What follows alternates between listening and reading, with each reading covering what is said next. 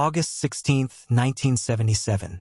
Hours before his death, Elvis Presley stepped outside Graceland for a breath of air. A local photographer raised his camera, catching a calm smile that looked almost reborn. But when the film was developed, that smile revealed something no one expected, and it changed how the world remembered the king forever. Memphis, Tennessee, dawn, August 16, 1977. The sky hung low and pink, the kind of humid morning that makes the air feel heavy. Cicadas buzzed in the trees that lined Elvis Presley Boulevard. Outside the white gates of Graceland, a few fans stood with coffee cups and Polaroids, whispering stories about the king. Inside the mansion, Elvis was already awake. He hadn't slept much. The hallway lights were dim, the carpet silent beneath his slippers. His cousin Billy Smith would later say, "He looked peaceful, like he'd made some kind of decision." In the kitchen, Elvis poured himself a cup of black coffee. The mug clinked against the counter. He stared at the surface for a long time before taking a sip. On the fridge door hung a picture of Lisa Marie, drawn in crayons, stick figures, a microphone, and a big red heart. He smiled at it. For the first time in weeks, he felt steady. No reporters, no cameras, just the quiet hum of his house. But outside, the crowd was growing. Word had spread that Elvis might be leaving for tour rehearsal later that day. A woman in a denim jacket leaned over the gate and said to another fan, "If we're lucky, he'll wave this morning." At 5:50 a.m., the screen door creaked open. Elvis stepped out wearing a white robe, dark glasses, and that easy, tired grin. Someone gasped, "It's him." Across the street, Larry Owens, a young freelance photographer, had been taking shots of fans for the Memphis Pressimeter. He'd spent 3 nights camped near the driveway, hoping for anything. A glimpse, a headline, a miracle. When he saw movement near the porch, instinct took over. He raised his Nikon. Through the lens, Elvis looked straight toward him. Not at the camera, not at the crowd, but right through the fence as if he recognized something familiar. Larry pressed the shutter. One click, one heartbeat. Elvis lifted his hand and gave a small wave. Then, unexpectedly, he smiled. Not the stage smile that lit arenas. A real one, soft, private, almost shy. The crowd erupted. Someone yelled his name. Another threw a small bouquet of white carnations over the gate. One landed at his feet. He looked down, chuckled, and said quietly, "Thank ya." Larry's camera clicked again, and again. 3 frames total. Elvis turned, glanced back toward the doorway, then looked up at the sky. The morning light caught his face perfectly, and for a second it didn't look tired at all. Billy Smith opened the door behind him. "Breakfast's ready," he said. Elvis nodded but didn't move. He just stood there, eyes half closed, breathing in the warm August air. Then he whispered something almost no one heard. "It's a good day." Larry lowered the camera, not realizing he had just captured the final living image of Elvis Presley. Inside, the phone rang. Elvis stepped back through the doorway, the smile still lingering. Outside, Larry reviewed his shots quickly, squinting at the negatives through the sun. "I got it," he murmured. "I think I got it." He didn't know what it was, not yet. But by that evening, that single smile would be on every newspaper front page in America. If you had seen him that morning, the calm in his eyes, the quiet behind the gate, would you have known it was goodbye? The crowd outside kept cheering, unaware that they'd just witnessed history take its final breath of morning air. Larry Owens had been chasing stories for barely a year. He wasn't famous, not yet. Just another hungry freelancer with a battered Nikon F2 and 2 rolls of Kodak film rattling in his pocket. That morning, he'd almost packed up. The light was bad, the fans restless, and nothing ever happened this early at Graceland. But something told him to wait. When Elvis appeared, stepping into the pink dawn, Larry's hands shook. He raised the lens, adjusted focus, and caught the soft glint off the king's sunglasses. Click. The sound echoed louder in his head than it should have. He didn't know it yet, but that click would define his life. Through the viewfinder, he saw a man who looked different, thinner, calmer, like someone who'd stopped fighting something invisible. He snapped 2 more frames as Elvis waved, that small, genuine grin spreading across his face. Then the screen door shut, and the porch went empty again. The crowd broke into murmurs. "Did he really smile?" one woman whispered. Another fan clutched her heart. "He looked happy, didn't he?" Larry lowered the camera, staring at it as if it held a secret. He wanted to shout that he'd just captured history, but something about the quiet morning stopped him. He scribbled a note in his pad. 5:50 a.m. Elvis smiled. Then he left, unaware that his name would soon be printed beside the king's for decades to come. Back at his tiny apartment on Union Avenue, the darkroom lights glowed red. The smell of developer filled the air. He rolled the film onto the reel, lowered it into the tray, and waited. Seconds ticked by like heartbeats. The first image emerged, blurry fans. The second, the gates. The third, Elvis. Larry froze. In the photo, the king's face glowed faintly against the morning light. His eyes weren't weary. They were clear, almost peaceful. The smile looked alive. Too alive. He leaned closer. Something about it made the hair on his arms rise. It wasn't the smile of a man rehearsing for another concert. It was the smile of someone who'd found a kind of calm the world rarely sees. He hung the photo to dry, watching droplets slide down the edge of the print. That's when he noticed it. A faint reflection behind Elvis in the glass of the doorway. A shape, a blur. Maybe nothing. Maybe someone. He blinked, looked again. It was gone. Larry laughed nervously. "Bad exposure," he whispered, but part of him didn't believe it. He picked up the finished print and held it to the light. Why does it look like he's saying goodbye? He didn't know what he'd captured, only that it felt bigger than a picture. Felt like a secret trying to speak. And by the next afternoon, the world would hear it. By early afternoon, Memphis was buzzing with August heat. The air shimmered, heavy and slow. Inside his apartment, Larry Owens sat staring at the photo pinned under a single lamp. The more he looked at it, the stranger it felt. Elvis's expression wasn't just peaceful, it was final. He'd captured plenty of celebrity shots before. Excitement, performance, glamour. But this one was different. This was quiet, personal, almost sacred. He could see the faint reflection of the Graceland doorway behind Elvis. In it, a smudge of light almost shaped like a person. He leaned closer, squinting. The glassy outline looked like someone standing behind him, hand resting gently on his shoulder. Larry rubbed his eyes. "Maybe I'm seeing things," he muttered. But when he developed the backup roll, that same glow appeared. Same shape, same stillness. He thought about showing it to the editor but hesitated. Something inside told him to wait. Like the photo didn't belong to him yet. Outside, a siren wailed faintly in the distance. He didn't think much of it. At 2:30 p.m., his phone rang. It was his editor from the pressimeter, voice shaky. "Larry, are you sitting down?" "Yeah, why?" "Elvis Presley's been found at Graceland." Unresponsive. The words hit him like a physical blow. He dropped the receiver, heart pounding in his ears. "No," he whispered. "That's impossible. I just saw him." He rushed to the TV. Every station was breaking the same story. News anchors trying to stay calm. Crowds gathering outside the mansion. Fans screaming through the iron gates. Larry stared at the screen, then back at the photo drying in front of him. The same morning, the same house, the same smile. He realized he'd captured the king's last moment alive. He sank into his chair, numb. The clock ticked loudly in the background, marking each second since that shutter had clicked. At the pressimeter office, phones rang nonstop. Every outlet wanted pictures. Every fan wanted proof. Larry brought the prints in that evening, still trembling. The newsroom fell silent when he laid them on the desk. His editor whispered, "This is the last one." They studied it closely. Someone pointed out the reflection. Another said it looked like a halo of light. Larry said nothing. Within hours, the photo was everywhere.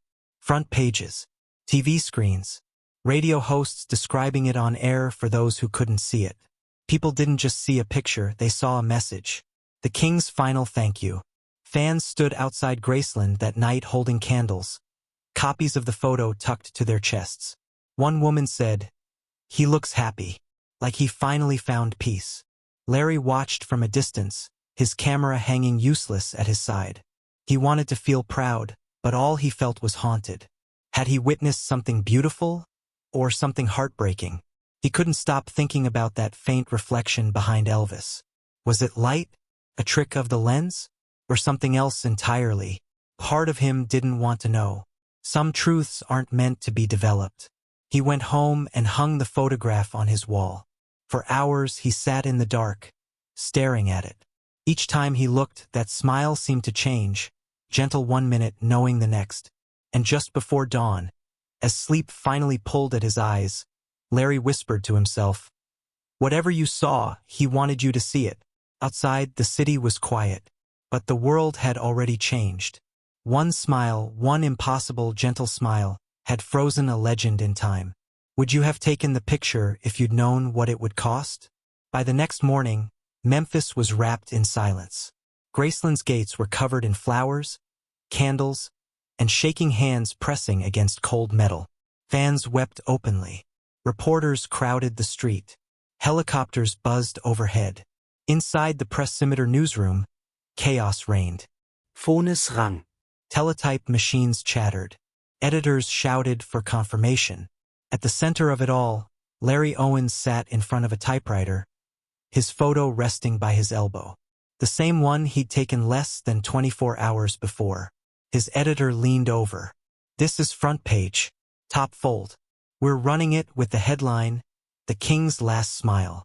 Larry hesitated. "Are we sure? Feels too personal." The editor sighed. "Larry, the world needs to see him like this, at peace. Not broken. Not gone. Just Elvis." The paper went to print that afternoon. By nightfall, newsstands from Memphis to Nashville were stripped bare. People lined up just to hold a copy. The image was everywhere. Black and white, slightly grainy, almost ethereal. In it, Elvis looked calm, light catching the edge of his hair. His lips curled in that unmistakable half-smile. Television anchors held it up during broadcasts, saying, "This was the king's final photograph, taken just hours before he left this world." Across America, fans clutched the paper like scripture. Radio stations played "Can't Help Falling in Love" on repeat, each song ending with a moment of silence. In London, one newspaper reprinted the photo under the headline, "The Smile Before Goodbye." In Japan, it ran on every television screen during the national broadcast. The world was mourning, but through that image they found comfort. It was proof that even in his final hours, Elvis Presley wasn't trapped in pain. He had found a moment of grace. Larry received thousands of letters within days. Some thanked him, others sent prayers. One note, written by a fan named Maria Jenkins, simply said, "You didn't take a picture. You gave us peace." He didn't know how to respond. He couldn't explain how the photo still made him uneasy, how that faint figure behind Elvis seemed to glow brighter each time he looked. Reporters hounded him for interviews. He refused most. When he finally spoke on record, he said quietly, "That photo isn't mine. It belongs to everyone who ever loved him." The Associated Press named it Photo of the Year. But Larry didn't attend the ceremony. Instead, he visited Graceland that night, camera slung over his shoulder but unused. Thousands of fans stood there, candles in hand, singing softly through tears. The gates shimmered with wax and flowers. He looked up at the mansion windows, dark, still, and silent. Somewhere in that stillness, he thought he saw that same faint reflection again. He raised his camera, then lowered it. Some moments, he realized, are meant to live only once, because the photo that broke the news had already said everything. Weeks passed, but the photograph refused to fade from conversation. Radio hosts dissected it. Tabloids printed theories. Was that light behind Elvis a reflection? Or something else? Larry Owens tried to ignore it. He'd stopped watching TV, stopped answering calls. But the more he avoided the photo, the more it pulled him back. It still hung on his apartment wall, the same print he'd developed that morning. The air smelled faintly of fixer and dust. Every time he glanced at it, he felt that same unexplainable calm, mixed with something that felt like guilt. Late one night, unable to sleep, he took it down. Under the desk lamp, he studied the negative with a magnifier. And there it was, clear as day. A faint outline in the glass behind Elvis. Delicate, still, the shape of a woman's face. Larry's breath caught. He blinked hard, trying to dismiss it. But the curve of the cheek, the soft tilt of the head, it was there. He compared it with an old photograph in a newspaper clipping pinned to his corkboard. A picture of Gladys Presley, Elvis's mother. Same expression, same gentle eyes. He dropped the magnifier, clattered on the desk. "No," he whispered. "That's impossible." He pulled the photo closer to the light. The figure looked almost protective, standing behind Elvis, hand near his shoulder. Couldn't be real. Shouldn't be. But the resemblance was undeniable. Larry sat back, his chest tightening. He remembered Elvis's words in an old interview years earlier. "Mama promised me we'd see each other again when the time was right." He shivered. The next day, he brought the negative to a photography lab downtown. 2 technicians examined it under high-intensity lamps. "No retouching," one said. "It's clean." "Could it just be glare?" Larry asked. The man shrugged. "Maybe, but I've developed 10,000 photos. I've never seen light bend that way." Larry left without saying a word. He drove back to Graceland that evening. The sun was setting, painting the mansion gold. Crowds still gathered by the gates, candles flickering like tiny stars. He stood there for a long time, clutching the photo in his jacket. One fan beside him whispered, "I hope he's with his mama now." Larry didn't answer. He just stared at the house, at the windows glowing faintly in the dusk. When he finally turned to leave, he slipped a copy of the photograph through the gate bars, a quiet offering. Years later, he would tell an interviewer, "I'm not saying what I saw was her. I'm just saying I wasn't alone in that frame." The host asked if he ever regretted taking the picture. Larry smiled softly. "No, because maybe it wasn't me who took it." He never sold the original print. Refused every offer, every auction. He said, "That image wasn't meant for profit. It was meant to tell us he wasn't alone." When the interviewer asked what he meant, Larry looked away. "Let's just say, love finds a way to show up, even in a photograph." Was it a trick of light or something far deeper? No one could ever prove it. But to those who believed, that image became more than history. It became hope. If you had seen it, that faint reflection, that tender glow, would you call it coincidence? Or would you believe the king's promise came true? Years passed, but the world never stopped talking about that photograph. Collectors called it the king's goodbye. Fans called it the smile before heaven. Larry Owens called it something else entirely, a conversation that never ended. In 1982, 5 years after Elvis's passing, the Memphis Historical Society reached out to him. They wanted to display the photo during the anniversary week at Graceland. Larry hesitated, but something inside said yes. The exhibit opened under soft lights, the air humming with gospel music. Visitors moved slowly, whispering like they were in a church. At the center of the room, behind glass, hung the photo. Elvis's face glowed faintly under the bulbs, that small, peaceful smile frozen forever. People stood in front of it for minutes at a time. Some cried. Some simply smiled back. An elderly woman whispered, "That's how I want to remember him." A young boy tugged his mother's sleeve and said, "He looks like he's talking to someone." The mother nodded quietly. Maybe he was.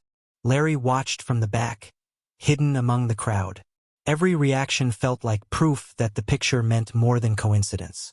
He noticed something else too. Each time a flashbulb went off, the light seemed to bounce off the glass just right, revealing that same faint reflection again. After the event, a Graceland archivist approached him.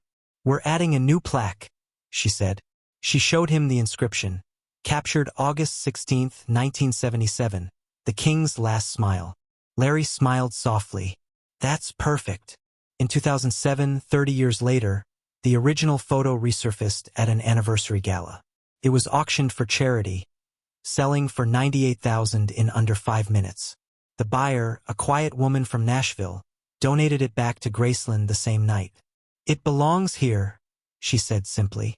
To this day, it hangs behind velvet ropes near Elvis's final jumpsuit, the reflection still faintly visible under the glass. Every August 16th, visitors leave white carnations below it. Security guards swear they've heard humming in that room late at night, a low, familiar baritone drifting softly through the air. Maybe it's just the sound system, or maybe some songs really don't end. When asked years later why the photo mattered so much, Larry told a reporter, "Because people didn't see a celebrity. They saw peace, the kind we all hope to find one day. And maybe that's the real reason fans still visit that exhibit. Not to mourn what was lost, but to feel what still lingers.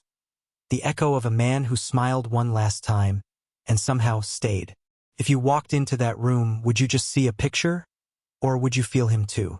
Decades later, people still argue about what that photograph really showed. Some say it was just morning light on glass. Others swear it was something divine. A final moment between a son and his mother, caught by chance. But maybe the truth isn't in the photo at all. Maybe it's in what it made people feel. Every August 16th, as the candles glow outside Graceland, fans line up at dawn to see that image. They walk quietly, some clutching flowers, others holding old newspaper clippings folded soft with age. When they reach the photo, the room always falls silent. No one tells them to hush, they just do. You can almost hear it. The faint click of a camera, the whisper of air from that August morning. For a moment, it feels like he's right there again.